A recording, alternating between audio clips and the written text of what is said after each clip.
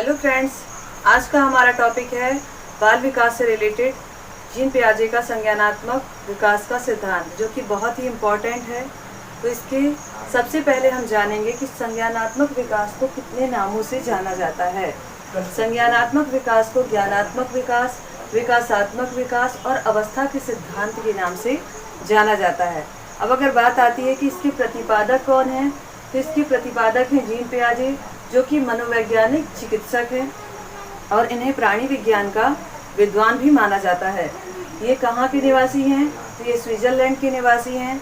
अब बात आती है कि जब कोई मनोवैज्ञानिक किसी चीज़ पर रिसर्च करता है तो वो प्रयोग में कुछ ना कुछ चीज़ें ज़रूर लेता है। तो इन्होंने प्रयोग में स्वयं के बच्चों को लिया। अगर आपसे कोई पूछता है कि प्रयोग में क्या यूज़ किया इन्होंने, तो इन्होंने प्रयोग में स्वयं के बच्चों को लिया।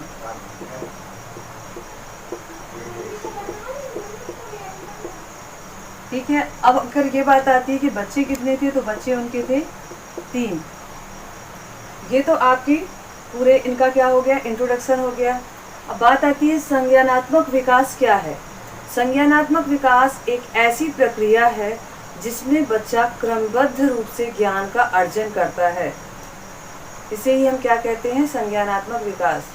जीन पियाजे ने माना कि जब बच्चा अपनी इंद्रियों के द्वारा, अपने सोच विचार के द्वारा अपने मस्तिष्क के विभिन्न पहलुओं का अध्ययन करता है, तो वही क्या कहलाता है, संज्ञानात्मक विकास। उन्होंने कई परिभाषाएं दी हैं। उन्होंने ये भी कहा कि बच्चा अपने ज्ञान का अर्जन अपनी विभिन्न अवस्थाओं के अकॉर्डिंग करता है। मतलब जब बच्चा छोटा होता है, फिर थोड़ा उसकी बड़ी प्रोसेस होती है, थोड़ा और बड़ा होता है, थोड़ा और बड़ा होता है। इस तरीके से उसमें क्या आती है, परिपक्वता आती जाती है और वो बच्चा ज्ञान अर्जन करना सीख जाता है। यहाँ पर कई मनोवैज्ञानिक थे जिन्होंने यह धारणा दी कि बच्चों की जो बुद्धि होती है वह जन्मजात होती है। तो यहाँ पर जीन पियाजे जी ने इस चीज़ का खंडन किया था कि बच्चों की जो बुद्धि होती है वो जन्मजात नहीं होती है। उनके पास क्या एक खाली मस्तिष्क होता है जिसके द्वारा वो और क्या होती हैं, ज्ञानेंद्रियाँ होती हैं, जिनसे वो ज्ञान का अर्जन करता है। और धीरे धीरे जैसे जैसे बच्चा बढ़ता है, वातावरण से ज्ञान लेता है, सामने अपने पूरे समाज से जिन चीज़ों का क्या करता है, ज्ञान का अर्जन धीरे धीरे वो करता जाता है और उसका मानसिक विकास बढ़ता जाता है। तो इस तरीके से उन्होंने कई मनोवैज्ञानिकों का खंडन करते हुए बताया कि बच्चे की जो बुद्धि होती है वो जन्मजात नहीं होती है। इसके बाद उन्होंने संज्ञानात्मक विकास पर जब अपना रिसर्च किया तो वहाँ पर उन्होंने कुछ पद बनाए। पद को उन्होंने 2 रूप में बांटा। पहला था संगठन, दूसरा था अनुकूलन।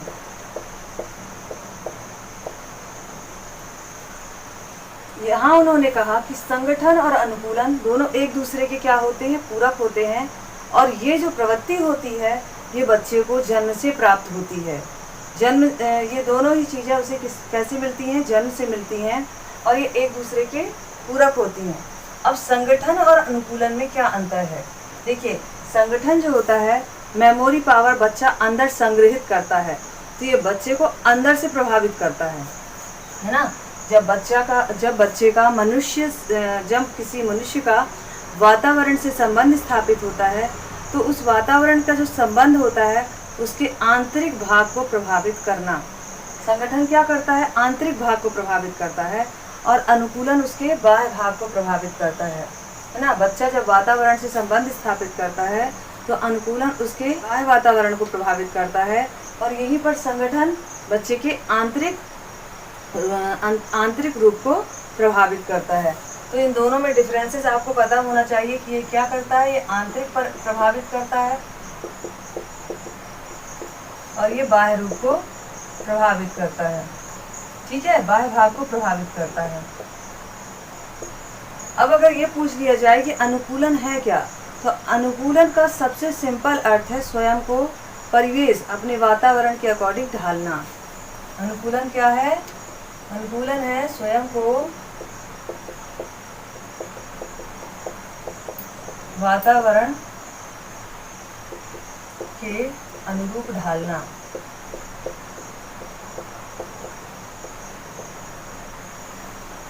अनुकूलन की भी 2 प्रक्रियाएं होती हैं।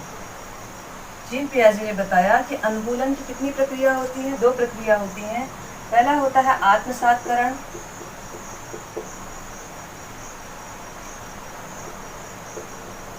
और दूसरा होता है समायोजन।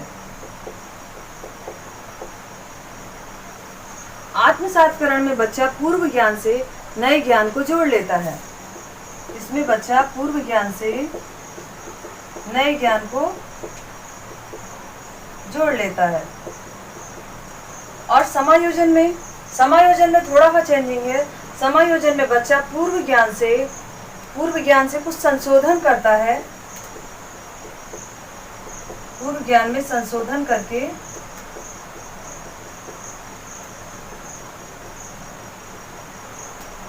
फिर नए ज्ञान में जोड़ता है।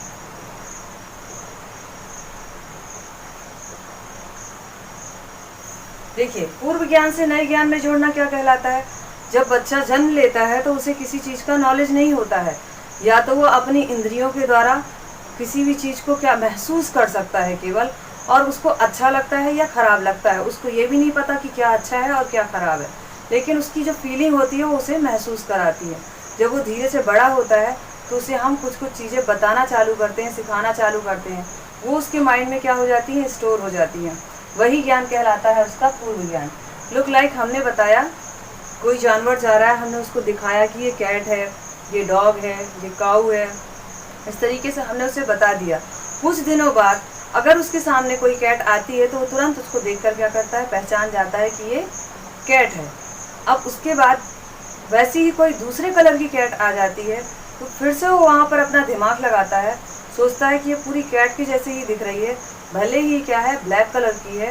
तो वहाँ पर बच्चा क्या सोचता है, ये भी कैट ही है, क्योंकि उसको उसी की जैसे वो नजर आ रही है। तो अपने दिमाग लगा के पूर्व ज्ञान से उसने नए ज्ञान में जोड़ लिया। इसे हम कहते हैं आत्मसातकरण। अब समायोजन में क्या करता है, बच्चे को पूर्व ज्ञान है, जो चीजें उसको बताई गई हैं। अब कैट की जगह पर अगर क्या आ जाता है, डॉग आ जाता है, तो फिर से अपना दिमाग लगाता है, थोड़ा सा अपने दिमाग में संशोधन करता है और सोचता है ये कैट की तरह नहीं है, मतलब ये क्या है, डॉग है। तो इस तरीके से जो अपने पूर्व ज्ञान में थोड़ा सा संशोधन करता है तो और नए ज्ञान में जोड़ता है, नए ज्ञान को बना लेता है, अर्जित कर लेता है, वो कहलाता है समायोजन। कि मतलब वो किसी चीज को क्या कर लेता है, परिवर्तन करके अपने अंदर उसने समायोजित कर लिया। इन टॉपिक के बाद कुछ चीजें और पूछी जाती हैं। देखिए, पेपर में पूछ लिया जाता है जीववाद क्या है। तो जीववाद बच्चे की एक ऐसी अवस्था होती है जिसमें वो सजीव और निर्जीव में अंतर नहीं कर पाता। सजीव और निर्जीव में अंतर का अभाव होता है।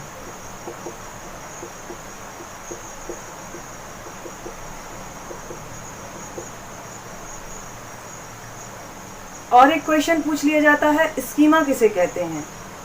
हमेशा एग्जाम में ये वर्ड पूछ लिए जाते हैं कि स्कीमा किसे कहते हैं। स्कीमा होता है चिंतन। अगर बच्चे में चिंतन करने की प्रवृत्ति आ चुकी है, अगर वो इतना बड़ा हो गया है कि वो कुछ चीज़ों के बारे में सोच रहा है, चिंतन कर रहा है, तो फिर उसे समस्याएं भी आएंगी। क्योंकि जब वो कुछ चीज़ सोचेगा तो उसके सामने वो प्रॉब्लम भी आएगी, उसका फिर वो निदान करेगा, समस्या का समाधान करेगा, कुछ निर्णय लेगा, कुछ निष्कर्ष निकालेगा और उसका कुछ परिणाम निकलेगा। तो ये सारी चीज़ें किसके अंतर्गत आ जाती हैं, स्कीमा के अंदर आती हैं। एक और है, जो हमने यहाँ पढ़ाया आपको, संज्ञानात्मक विकास। इसमें इतना वर्ड अगर आप लेते हैं कि संज्ञान क्या है, यहाँ देखिए संज्ञान क्या है। संज्ञान का बहुत ही शॉर्ट नेम पे अगर देखा जाए तो संज्ञान का मतलब होता है जानना, किसी भी चीज को जानने की कोशिश करना। मीनिंग दोनों की सेम ही है, लेकिन अगर हम इसको बुक की नॉलेज से देखें तो इसका मीनिंग क्या है, जानना। बच्चा जब जानने की ओर चलता है, एक ऐसी प्रक्रिया जब बच्चा क्या करता है, किसी भी चीज़ की खोज करने चलता है, जानने के बारे में सोचता है, तो वो क्या कहलाता है, संज्ञान कहलाता है। और इसके बाद इसमें कई सारे टॉपिक्स ऐसे हैं जो बहुत ही इम्पोर्टेंट हैं, जैसे होता है पलटावीकरण।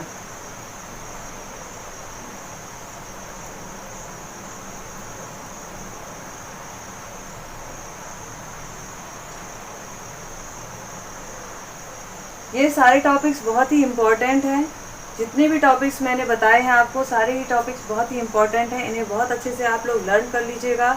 और इसीलिए मैंने संज्ञानात्मक विकास का केवल पार्ट 1 समझाया आपको। पार्ट 2 मैं नेक्स्ट वीडियो में बताऊंगी, जो कि 3-4 दिन के बाद ही आ सकता है। इतनी जल्दी तो पॉसिबल नहीं है, इतनी जल्दी मैं वीडियो नहीं बना पाती हूँ, टाइम नहीं रहता। बट जितना मैंने अभी दिया है आपको, इसे आप बहुत अच्छे से लर्न करिए, इसकी बहुत अच्छी तैयारी करिए। और जहाँ पर जो भी चीज़ समझ में ना आई हो तो मेरे कमेंट बॉक्स में ज़रूर कमेंट करिए आप, ताकि मैं समझ सकूँ, देख सकूँ कि कहाँ पे क्या प्रॉब्लम है। Okay, thank you.